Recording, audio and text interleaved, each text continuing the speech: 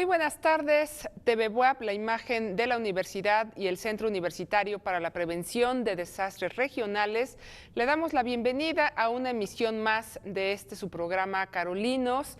Yo soy Mónica Olvera y me da gusto que estén con nosotros esta tarde de jueves 22 de junio de 2023. Saludo a nuestras invitadas, está la maestra Ignacia Morales Reyes y también la maestra Olivia Castillo, invitadas, y bueno, pues más adelante vamos a platicar con ellas y bueno, pues los invito a seguirnos también a través de nuestras redes. Está la página de Facebook de Cupreder y por supuesto ahí vamos a subir información que usted puede ir consultando, y también están las redes de TV Buap en radioytv.buap.mx. Así es que bueno, pues en un momentito vamos a platicar con nuestras invitadas, pero antes, bueno, ¿cómo está el estado del tiempo y algunas recomendaciones?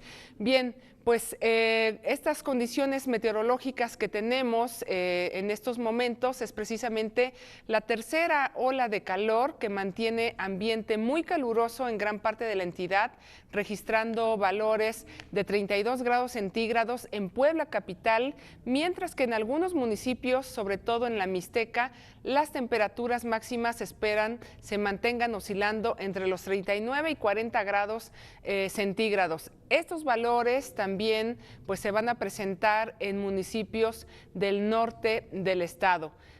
Para las próximas 48 horas, pues no se esperan lluvias, todavía no tendremos. Sin embargo, a partir del domingo se pueden registrar lluvias principalmente en la Sierra Norte y Nororiental. Así es que bueno, pues continuamos también haciendo las siguientes recomendaciones. Primero, la hidratación de personas y animales es importantísimo. Evitar también en la medida de lo posible pues exponerse al sol de manera directa para evitar estos llamados pues golpes de calor.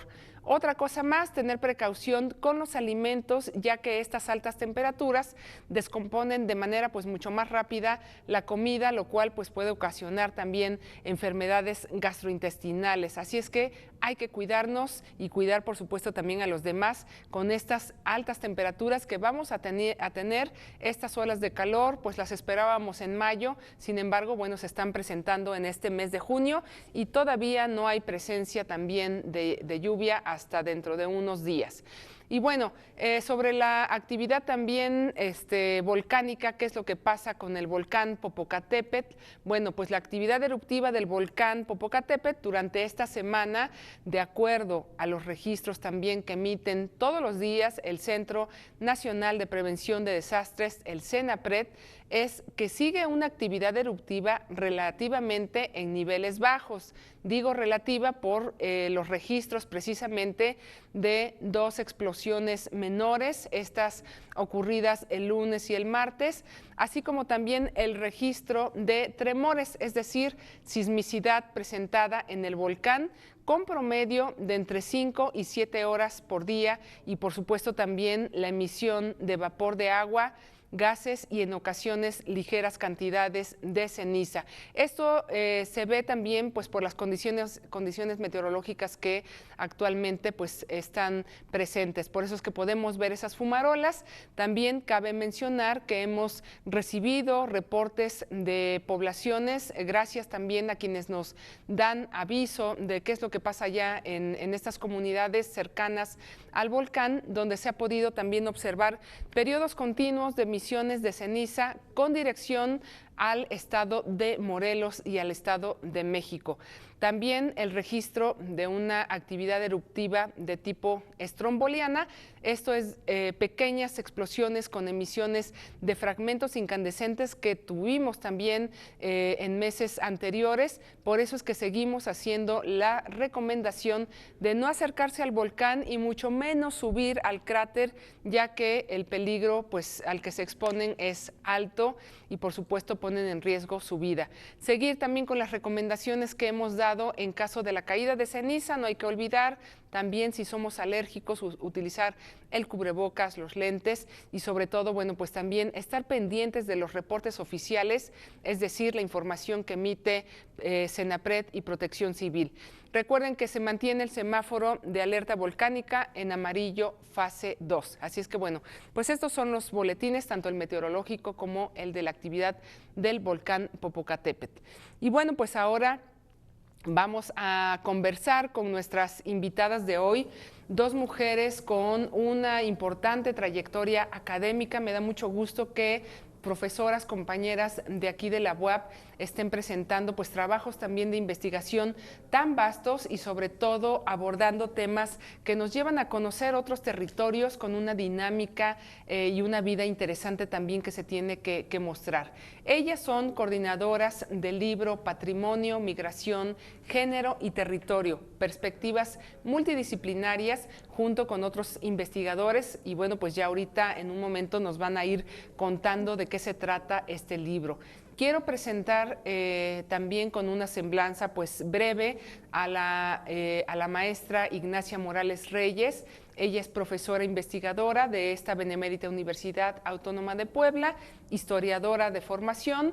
Los trabajos que ha abordado la maestra Ignacia son migración internacional de mexicanos a Estados Unidos, mujeres en la migración y transnacionalismo. Ha sido también conferencista en diversos congresos, miembro de la Asociación de Historiadores Latinoamericanistas Europeos, también es perfil PRODEP, miembro del cuerpo académico UAP 359, Estudios Históricos Sociales, Territorio, Migración, Lengua e Imagen. Es egresada también del Instituto de Ciencias Sociales y Humanidades y también de la Universidad Nacional Autónoma de México. Actualmente, bueno, pues es también doctorante en el doctorado en estudios socioterritoriales y también, bueno, pues es especialista en migración internacional por el Colegio de la Frontera Norte y bueno, pues está también haciendo el doctorado aquí en el ICSI y bueno, pues bienvenida, maestra Ignacia. Muchísimas gracias, doctora Mónica, es un gusto pues estar en este espacio de la Benemérita Universidad Autónoma de Puebla pues para platicar ampliamente. Claro que sí. Y luego, bueno, pues está también nuestra segunda invitada, a la que agradezco que esté con nosotros. Ella es la maestra Olivia Castillo Castillo. Ella es candidata a doctora en lingüística por la Universidad Nacional Autónoma de México, maestra también en ciencias del lenguaje por el Instituto de Ciencias Sociales y Humanidades de la UAP. Es licenciada en ciencias de la comunicación, también por la UNAM y bueno, pues concurso de posgrado por la Universidad Complutense de Madrid. También es exbecaria CONACYT y ha colaborado en periódicos de Puebla y Cancún, Quintana Roo, en la Casa Productora Cero en Conducta en la Ciudad de México, así como en la Fiscalía Especial para Movimientos Sociales y Políticos del Pasado en el Estado de Guerrero. Fue coordinadora también de la licenciatura en Comunicación del Complejo Regional Sur de la UAP y bueno, pues es profesora investigadora aquí en la Facultad de Ciencias de la Comunicación de la UAP desde el 2009. Gracias, maestra Olivia Castillo, por estar con nosotros y bueno, pues queremos en este momento pues empezar a hablar precisamente sobre este libro Patrimonio, Migración, Género, Territorio y Perspectivas Multidisciplinarias, donde están participando como coordinadoras y también como autoras de dos capítulos. Y bueno, pues me gustaría empezar contigo, Olivia, hablando precisamente de cómo surge este proyecto, los temas, por supuesto, que se están integrando y también quiénes más están participando en este proyecto tan interesante que es el que ahora nos vienen a presentar. Pues muchísimas gracias, doctora Mónica, por la invitación. Y pues básicamente este proyecto surge de un esfuerzo interinstitucional. Trabajamos con la Universidad de Guanajuato. Uno de los coordinadores es el doctor Gabriel Medrano y al interior de la universidad pues también está la maestra Alesa Pech y el maestro Sabino. Somos los coordinadores de este libro y las temáticas que se tocan tienen que ver justo con las líneas de investigación de estos dos cuerpos académicos entre la Universidad de Guanajuato y nuestro cuerpo académico, y cómo se están llevando a cabo, por ejemplo, estos trabajos que tienen que ver con patrimonio desde la perspectiva de los juguetes tradicionales. Por ejemplo, pueden encontrar un muy interesante artículo del doctor Medrano, el doctor Salvador Salas, tiene muchísimos estudios sobre fotografía y en este caso sobre un tema que también tiene que ver con migración en el Cubo, en Guanajuato.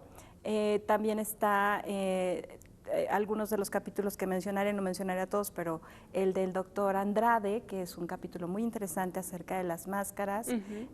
Podemos encontrar el trabajo de género desde la poesía, que es un trabajo que desarrolla la maestra Diana Jiménez, el trabajo de la maestra Alesa Pech, que también tiene que ver con género, y los trabajos que también tocan de alguna manera temas internacionales con la red que está trabajando la maestra Ignacia, y bueno, por supuesto, los que tienen que ver con nuestro cuerpo académico de territorio, migración, lengua e imagen, ¿no? Entonces, y bueno, justo eso comentábamos hace un momento de todo este trabajo tan importante, ¿no?, que se va también desarrollando pues con todos los profesores investigadores de esta universidad, de estas redes que se van conformando, porque bueno, pues sacar un libro no es una cosa fácil y bueno, siempre también desde luego es importante. Hoy tenemos afortunadamente a 2 personas que contribuyen, cada una con temas también interesantes, distintos, pero bueno, dar el reconocimiento desde luego a los demás colaboradores de este libro. Y quisiera empezar también con la maestra Ignacia Morales para que nos comente sobre esta participación en el libro y que se sitúa precisamente en Zapotitlán, Salinas.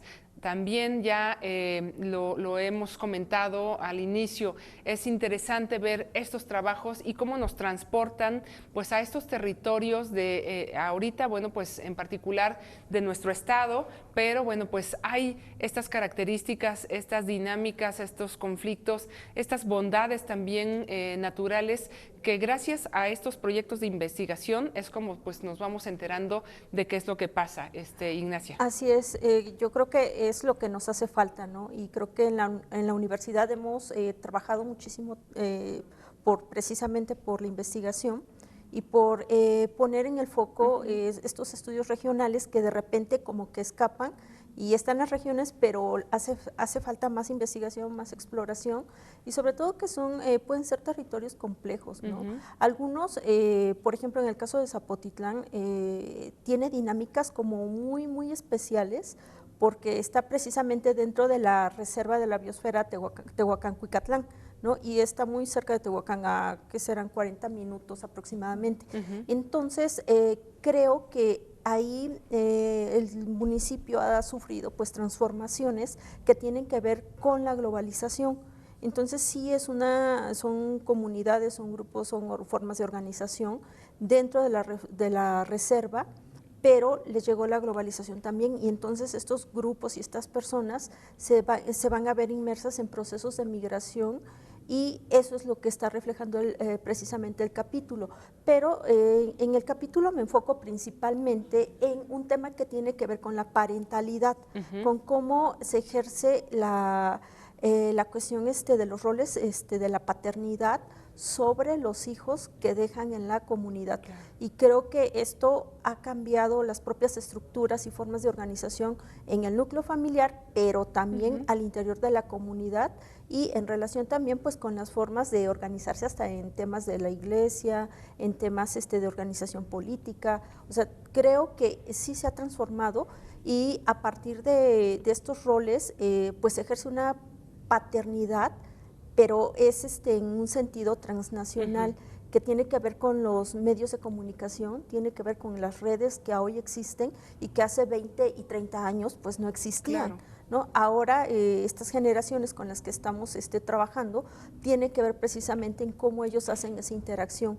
Entonces el estudio está centrado entre Zapotitlán, Salinas y el Bronx en Nueva York, ¿no? Y entonces pues hay muchísimo que estudiar y que analizar, pero aunque son lugares completamente distintos, Claro. pero tienen una relación. Al final hay algo que los une y que tiene que ver con esta interacción en cómo conviven los habitantes y cómo tienen en el imaginario social muy asimilada la cuestión de que tienen que migrar alguna vez en su vida y tienen que ir a trabajar, pero también tienen que regresar a la comunidad. Entonces, creo que aquí pues ha representado un reto, ¿no? Porque ciertamente encontrar, por ejemplo, estas redes o entender cómo se fueron articulando desde 1980 es complejo, sobre todo porque ya estamos hablando de una tercera generación. Claro. ¿No? Y entonces, cuando hablamos con los de la primera generación, se refiere a un tipo de migración en específico, pero con la tercera generación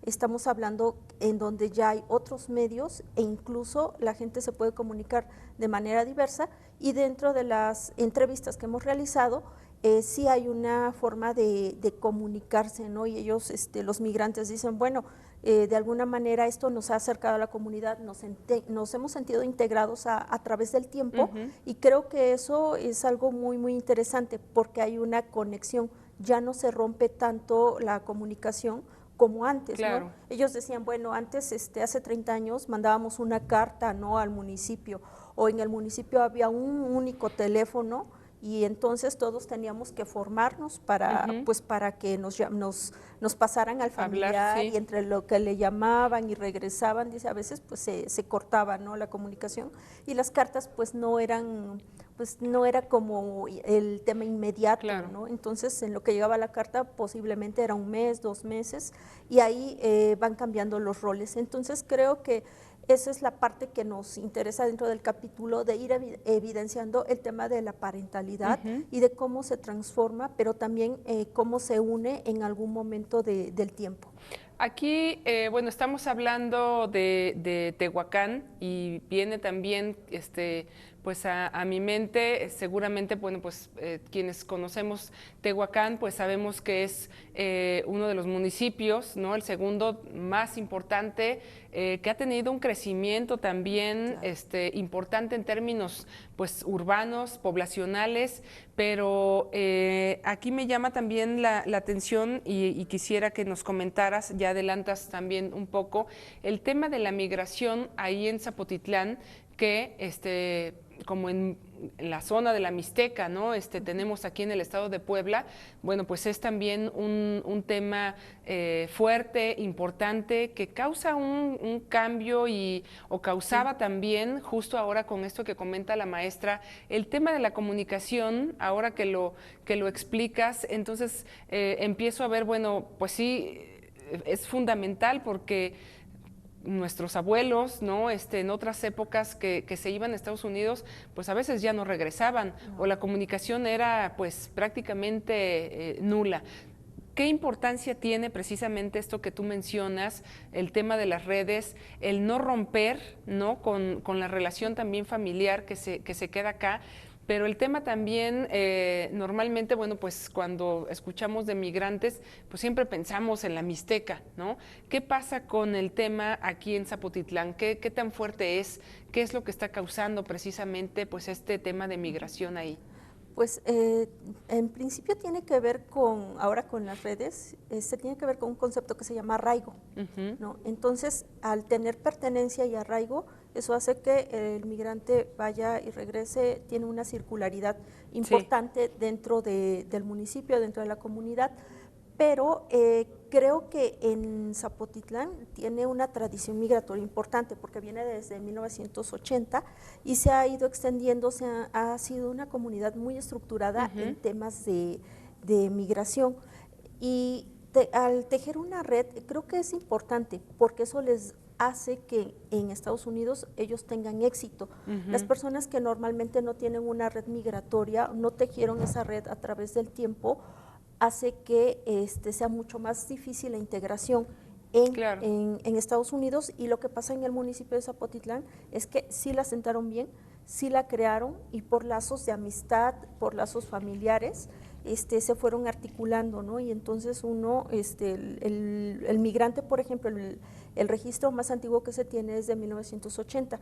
El primer migrante era precisamente de Izúcar de Matamoros y que tenía un familiar en Zapotitlán, eran, me parece que primos, y lo invita, ¿no? Y le dice que él ya había ido al Bronx y le dijo que pues si quería ir, y entonces él se va. Pero también tiene que ver con el contexto regional y qué es lo que pasa desde 1980 y cómo las crisis económicas tienen que ver con esta desestructuración.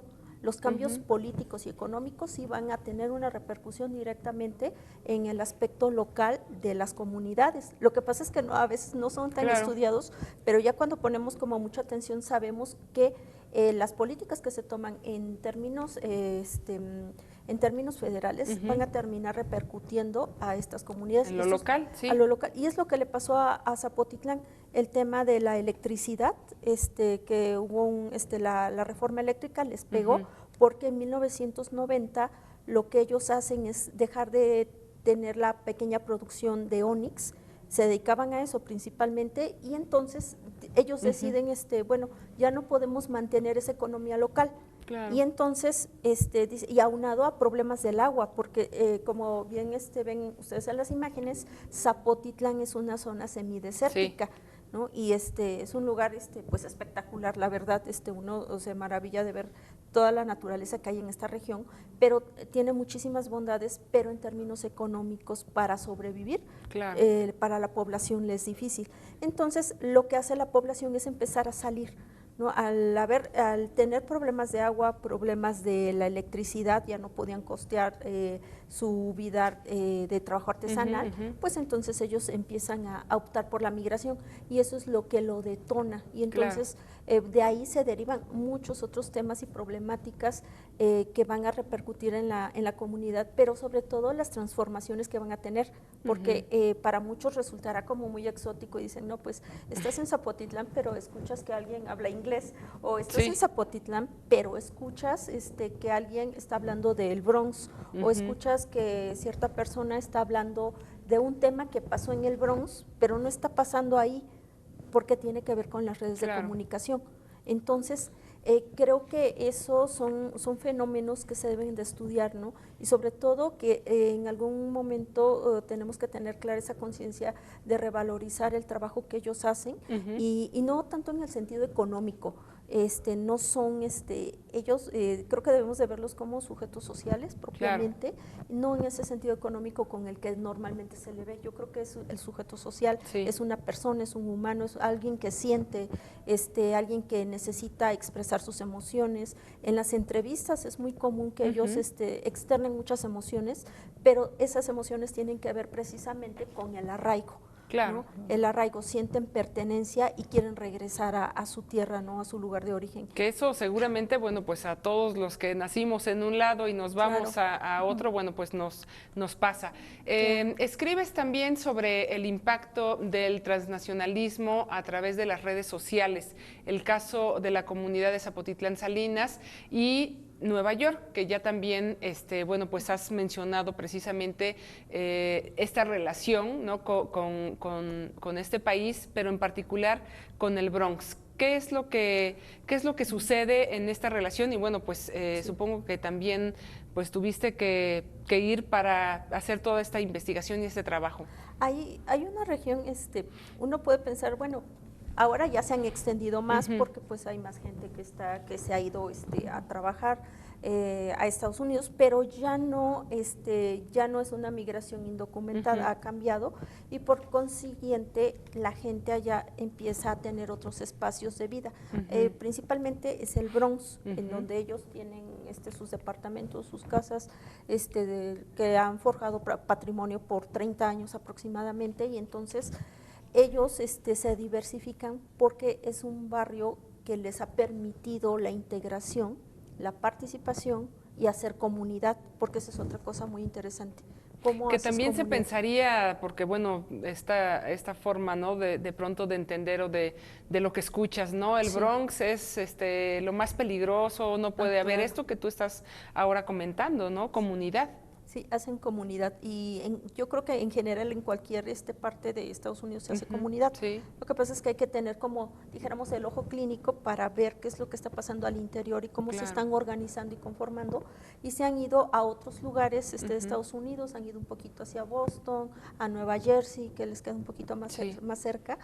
E incluso hay personas, hay datos en donde dicen que, bueno, como están inmersos en la multiculturalidad también, pues se casan con personas de otras nacionalidades, ¿no? Y entonces creo que el Bronx, más que un barrio peligroso, creo que es más que eso, tiene que ver mucho con la cultura, tiene que ver con el arte, tiene que ver con la política, las formas de expresión, tiene que ver con los propios movimientos sociales que no necesariamente son de los Estados Unidos, tiene que ver con esos movimientos que son de otras comunidades de migrantes y entre ellos están los habitantes de Zapotitlán. Claro. ¿Y cómo se va dando precisamente o cómo se aborda el tema de género en esta investigación? Para que nos comentes un poquito y regresando del corte vamos a hablar precisamente de esta parte tan valiosa que es la entrevista o el trabajo ya con los migrantes.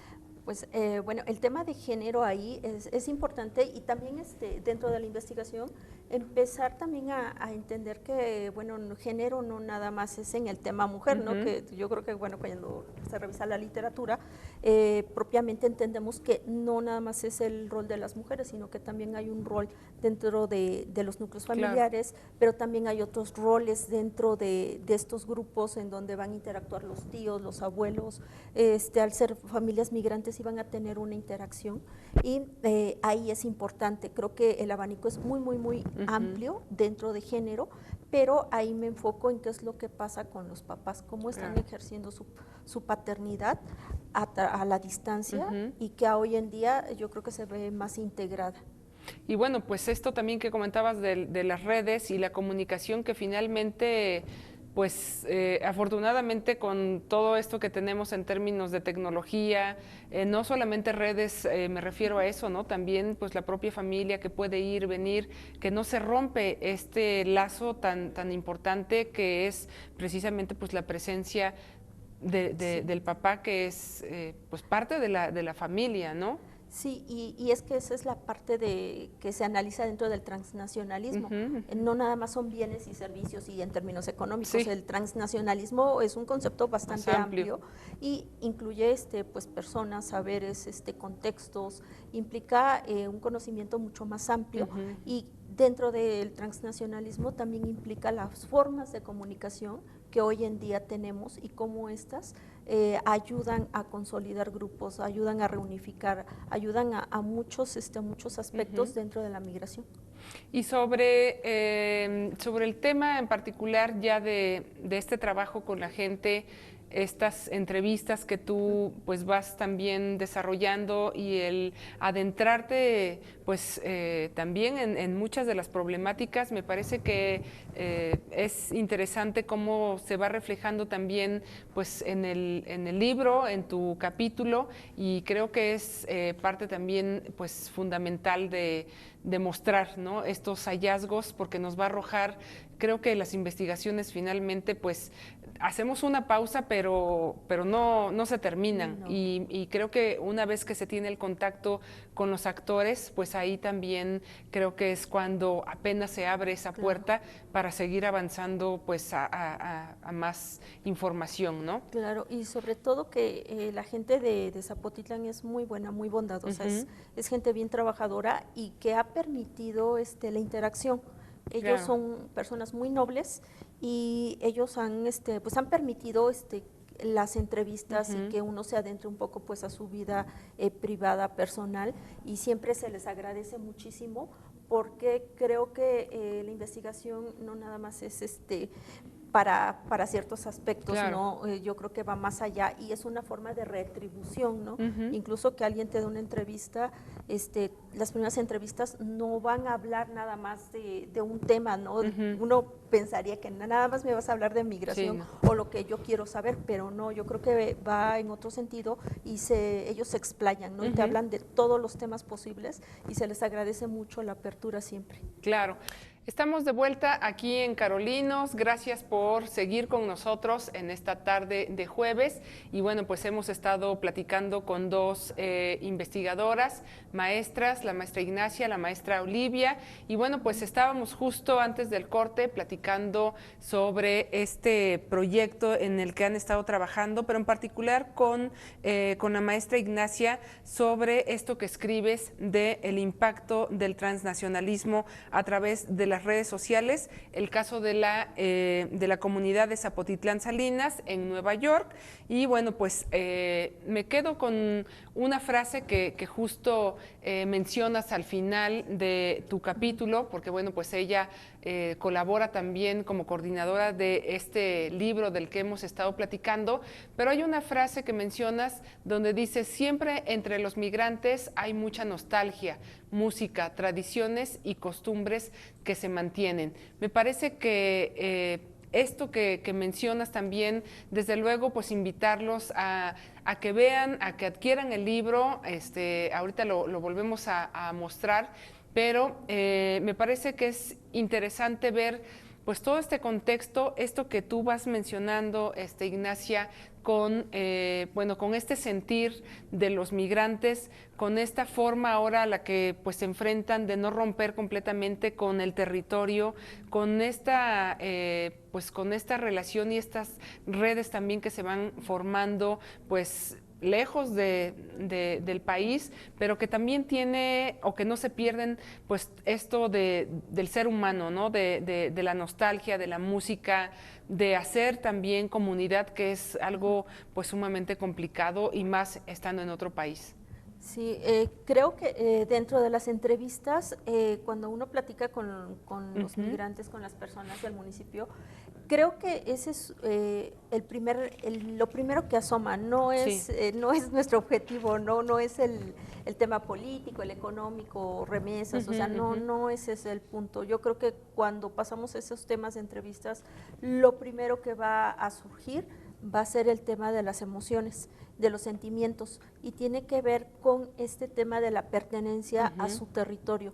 Y entonces, dentro de esto, normalmente van a platicar muchos temas emocionales, desde que se casaron, los hijos, los relatos más crudos que yo he escuchado es, por ejemplo, y que la gente llora muchísimo y con muchísima razón, es cuando los papás, cuando muere algún papá aquí en México, cuando muere el abuelito, alguien mayor, y ellos están allá y no pueden venir. Y eso pasaba mucho con la primera y segunda generación. Ahora con la tercera generación ha cambiado porque tienen visas. Y esas visas les permiten ir y venir. Claro. Entonces eso lo modifica completamente, pero con las primeras generaciones y segundas, creo que el tema de las emociones y los sentimientos está como muy a flor de piel, ¿no? Y entonces ellos dicen, no, es que me gusta tal comida, o me gusta este tipo de música, me gusta escuchar a este cantante, y entonces empiezan ellos a recordar, pero tiene que ver con la carga que ellos tienen, su carga emocional, y de que están allá en el otro lado, pero ellos siempre están pensando en volver, y eso es algo que tenemos o que hemos encontrado dentro de la particularidad de la migración con el municipio, porque no todos los migrantes piensan en volver, no todos los grupos piensan en volver, ¿no? Así como en otros países pueden irse y ellos dejan, ¿no? Sí, ahí muere, ¿no? Como mi pasado, y ya no regreso, ¿no? Y miro hacia adelante. El migrante mexicano no, y en particular a los migrantes de Zapotitlán tienen que ver mucho con el arraigo, con la pertenencia, con volver, con hacer dinero allá, regresar, salir adelante. Y creo que eso es muy valioso porque permite mantener los lazos y permite que también se revalorice su trabajo, pero también ellos se conocen a sí mismos, y eso es algo bien interesante.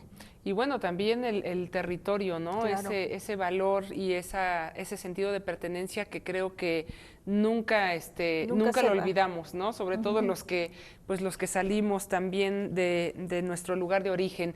Pues ahorita regresamos contigo, Ignacia. Gracias por todas las fotografías también pues que han estado pasando y que nos han compartido.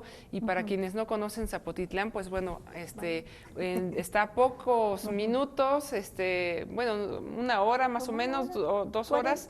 40 minutos. Depende, ¿verdad?, de Sí. cómo se vaya manejando, pero bueno, pues eso es parte también de esta riqueza natural que tenemos aquí en el estado. Y bueno, vamos a platicar ahora con la maestra Olivia Castillo sobre su participación precisamente en el libro con el capítulo La narrativa personal en escenarios interculturales. El caso ahora de Santa Isabel Atenayuca, Puebla. Y bueno, pues justo me gustaría primero pues que nos pusieras en contexto de cómo es y dónde está Santa Isabel Atenayuca, que municipio de Juan N. Méndez, ¿no? Entonces, bueno, Sí. pues ahora nos vamos a este otro municipio para platicar contigo, Olivia. Sí, y justo se hace como una especie de triángulo entre Zapotitlán Salinas, San Marcos Tlacoyalco y Santa Isabel Atenayuca, que son las regiones que estamos estudiando como cuerpo académico. Sí. Entonces, hay una cierta frontera con problemáticas similares en muchos de estos casos. Y en este caso, Santa Isabel Atenayuca se encuentra muy cerca de Tepeji de Rodríguez. Está justo en medio de dos comunidades que todavía tienen a la lengua inguigua como lengua, o sea, en la zona de Tepeji y en la zona de San Marcos Tlacoyalco, Tlacotepec, que está por aquí.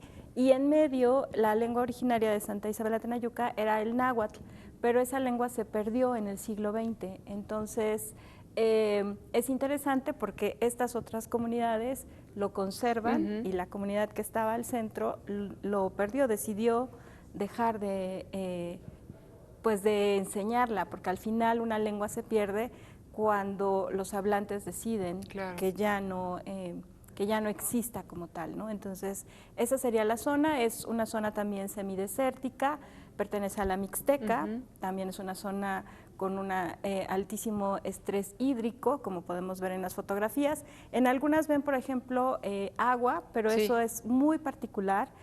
Fueron las lluvias de julio del 2021, pero por lo regular es un espacio sumamente seco, ¿no? Entonces, de pronto hay como estos instantes en los que puede haber como jagüeyes llenos, puede haber como este paisaje verde, ¿no? Que es muy particular en realidad, porque por lo regular es muchísimo más el tema pues de estrés hídrico, y de hecho los mitos también tienen que ver con el agua, ¿no? Y justo tiene que ver con su carencia. Y el nombre de Atenayuca justo significa como tierra amurallada, como si hubiera agua ahí, pero no existe como tal, ¿no? Y bueno, en esta participación tuya, ¿por qué trabajar este territorio precisamente a partir de narrativas, ¿no? Que aquí también tú haces esta diferencia entre el relato de vida, la historia de vida que tú vas trabajando y desarrollando también pues con tus actores. Pero este tema de la narrativa también creo que nos abre una puerta enorme con escenarios también pues muy interesantes, ¿no?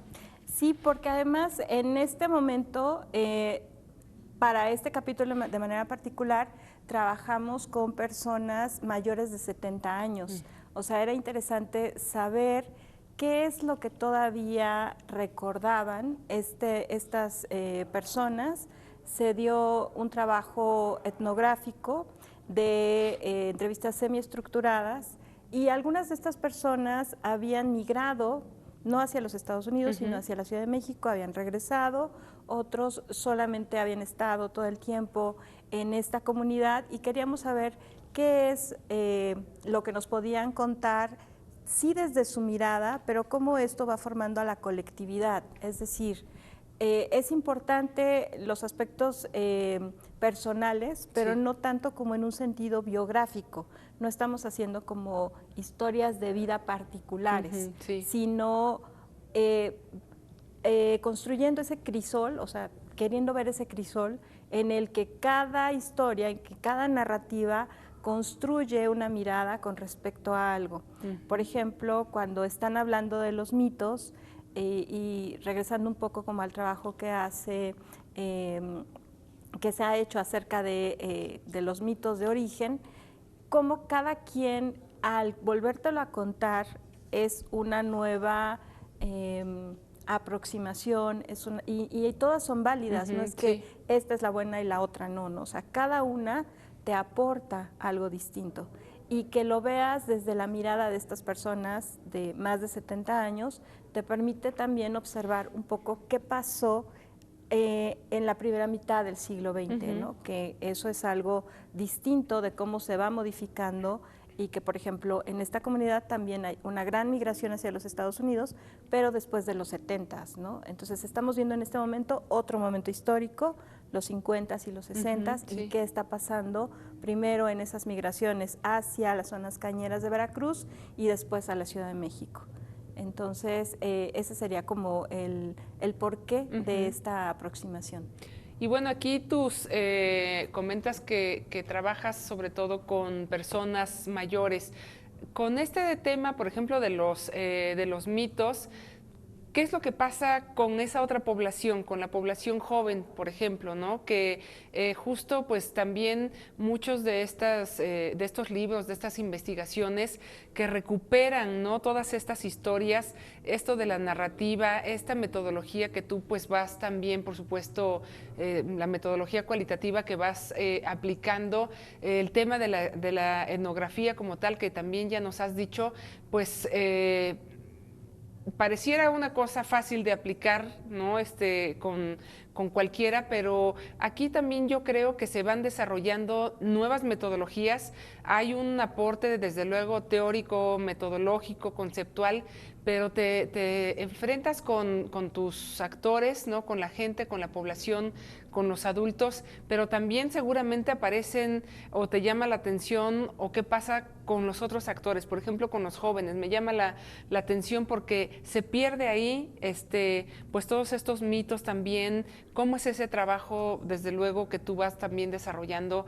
Y bueno, no hemos hablado de los jóvenes migrantes, pero también pues de ahí se podría sacar y escarbar. Y ahorita venía también a mi mente qué pasa con los migrantes en la época del COVID, ¿no? De pronto, pues ahí también, pues vayan anotando para otro libro que vayan a trabajar. Tenemos un capítulo que hicimos precisamente durante el COVID en la región de San Marcos Tlacoyalco, la región que estudia el maestro Sabino. Es otra región que está bien cerquita de Tehuacán. Bueno, ahí ya platicaremos en otra ocasión, pero bueno, ¿qué pasa con estos actores, Olivia?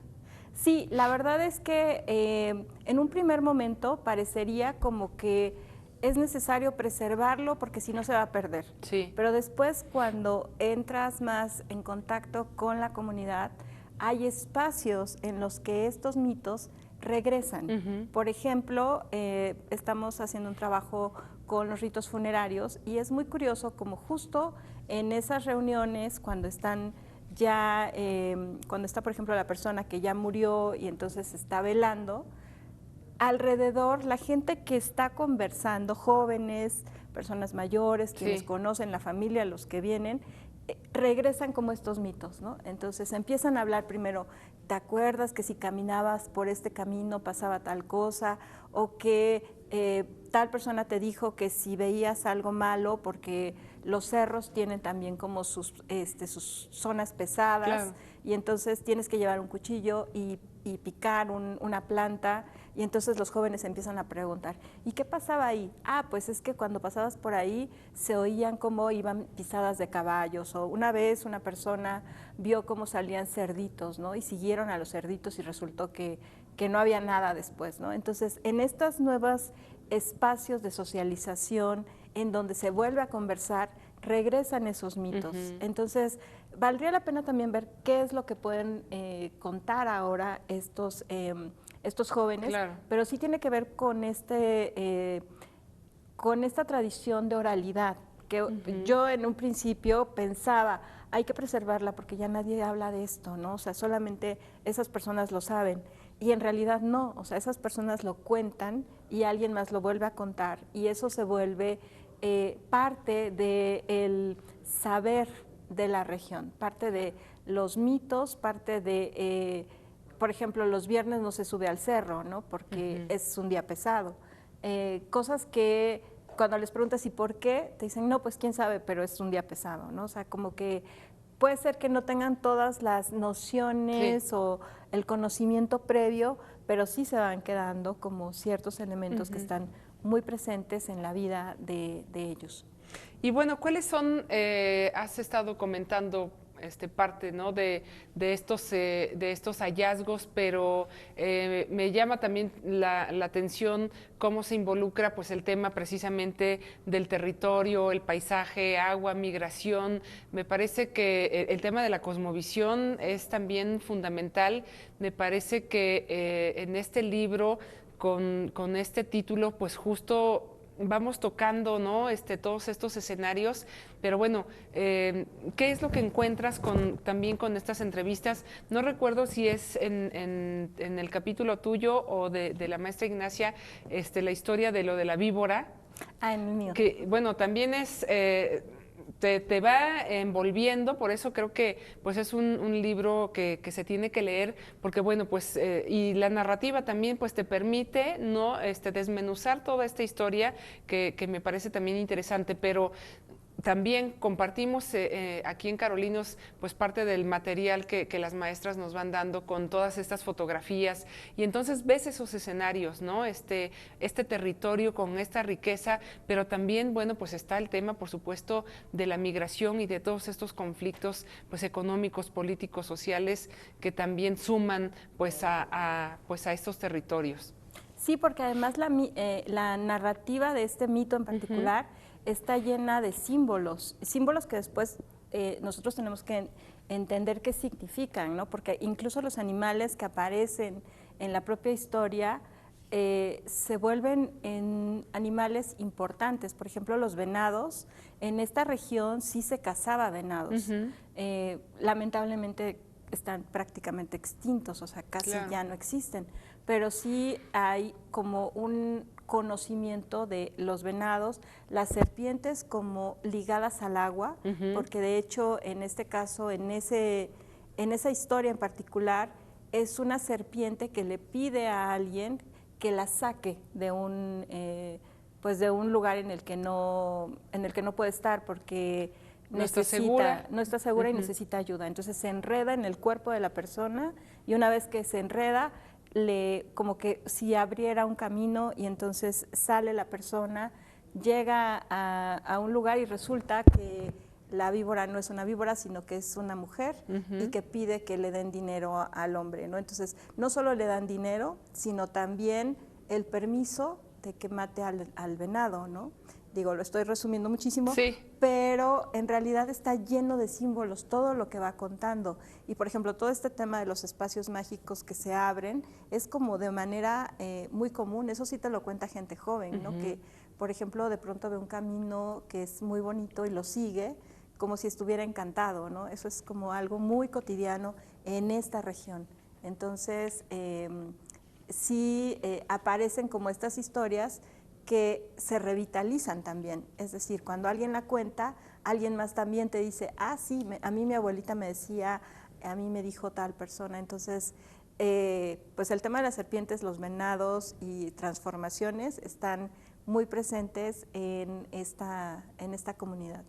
Y bueno, pues todo también, desde luego, abordaje, toda esta investigación que comentaba pues al inicio, cuando presentaba la semblanza de nuestras invitadas, de las maestras, bueno, pues este trabajo también de acercarnos a la comunidad, de poder entender y escuchar también a los otros y poder, ¿no?, plasmar en estos libros todas estas experiencias, pues me parece que justo es esto de lo que se trata ahora las investigaciones, ¿no? Comentabas, Ignacia, pues cómo retribuyo, ¿no?, con esta gente pues que ha trabajado, que ha vivido, que ha sufrido, pues todo este proceso. El tema de la migración es, para el caso de Puebla, es tan delicado, tan fuerte.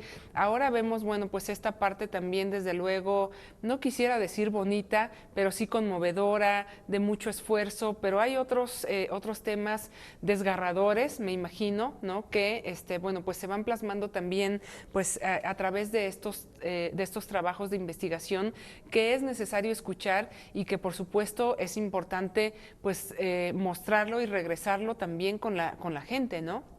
Sí, creo que eso es algo fundamental, que ellos también se conozcan, y es muy sorprendente ver cómo, ahora sí, cómo ellos se ven a sí mismos, Sí. cómo ven sus relatos, las entrevistas, la narrativa escrita en un libro.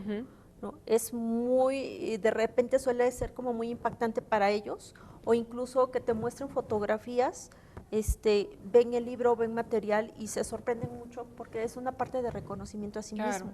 Es algo que a lo mejor no están acostumbrados también, ¿no? Entonces creo que esa es la parte de retribución, ¿no? Y creo que ellos se sienten muy tranquilos cuando ven que han aportado, pero también se han entendido ellos mismos, Claro. ¿no? Entonces, primero se entendieron ellos mismos, nos ayudaron a entender todo lo que implica hacer la investigación dentro del territorio, y pues que eso es fundamental, yo creo, para avanzar, y que creo que todas las investigaciones deberían ir mucho en ese sentido. La retribución es importante. Claro, y bueno, también el poder ir rescatando, como en el caso de Olivia, que yo preguntaba acá, bueno, ¿qué te dejan estas narrativas? ¿Cuál es la conclusión precisamente pues de trabajar sobre la narrativa personal en escenarios interculturales en Santa Isabel, Atenayuca, que bueno, pues es esta participación de tu capítulo, de este trabajo también tan interesante y tan mágico, que yo pues dudo que te desprendas de todo esto, ¿no? Al contrario, y bueno, esto que mencionan, pues ya tenemos otro libro y vamos a seguir, pero sobre todo este trabajo y este involucramiento también pues con las personas es una experiencia, supongo, pues mágica, ¿no? Sí, indudablemente nos permite reconocer nuestra propia historia, ¿no? Ese, como decía Ignacia hace un momento, a veces cuando se ha movido tu familia hacia otro lugar, tú miras hacia el frente y no conoces el pasado, ¿no? Claro. Entonces, de pronto se convierte en el reconocimiento también de la propia historia, independientemente de si perteneces o no a un territorio. Reconoces como esos movimientos, como esta movilidad humana, como se van también preservando muchas cosas en ese caminar, o sea, Claro. no se va vacío. Sí. O sea, siempre hay un reconocimiento a quién eres y a todo lo que está ahí presente, ¿no? Entonces, hemos observado muchísimas cosas que las propias narraciones te van contando, ¿no? A lo mejor estás pensando, quiero que me cuentes sobre esto, pero termina hablándome también de comida y termina hablándome también de otra serie de cosas, de los conflictos al interior de la comunidad, de cómo se han ido, cómo se resuelven algunas, cómo otros siguen en conflicto. Entonces, pues sí, abre, cada vez que nos acercamos más, se va abriendo muchísimo las posibilidades de investigación. Claro. ¿No? Y la verdad es que como cuerpo académico hemos aprendido muchísimo y pues y vamos reconociendo, ¿no? En el trabajo de cada uno Claro. lo que se va haciendo, y en las redes que también se van abriendo, observamos y aprendemos muchísimo. Bueno, y pues eso también es lo rico, ¿no? Que nos permite pues todavía empaparnos de más cosas que nos van a ayudar a seguir trabajando y a seguir pues produciendo. Pues yo quiero agradecerles el que hayan estado aquí en Carolinos, a la maestra Ignacia Morales Reyes y a la maestra Olivia Castillo Castillo, quienes participan precisamente pues en este libro de Patrimonio, Migración, Género y Territorio, Perspectivas Multidisciplinarias. Y bueno, pues vamos a estar pendientes. Carolinos pues les deja las puertas abiertas para poder conocer más material del que están produciendo. Y también quiero darle las gracias a todo el equipo que hace posible Carolinos y que está también pues dirigiéndonos aquí en TV WAP, la imagen de la universidad. Nos vamos a estar viendo el próximo jueves a la misma hora, a las 2 de la tarde. Gracias a las invitadas y bueno, pues nos vemos el próximo jueves a esta misma hora. Adiós.